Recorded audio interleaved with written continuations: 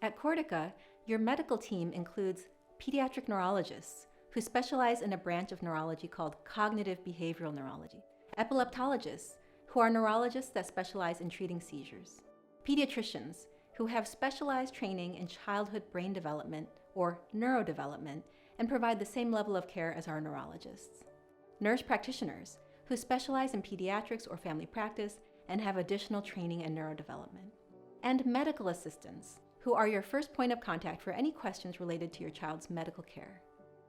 Your medical journey at Cortica begins with a neurodevelopmental evaluation with one of our doctors to gather important information about your child's medical history and to conduct a complete physical exam, including a neurological exam.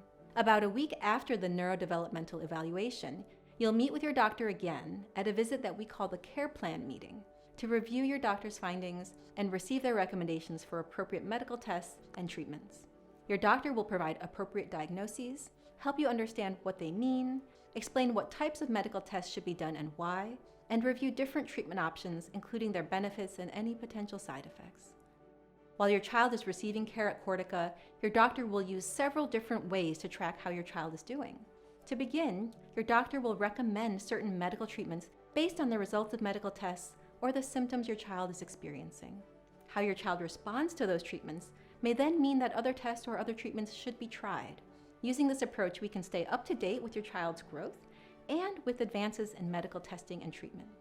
Another way our doctors track how your child is doing is through a set of standardized questionnaires completed every 6 months to get a thorough view of how your child and your family are doing. Though it may take up to an hour to complete these questionnaires, it's important to do so because the information helps your doctor to provide your child with the best possible care.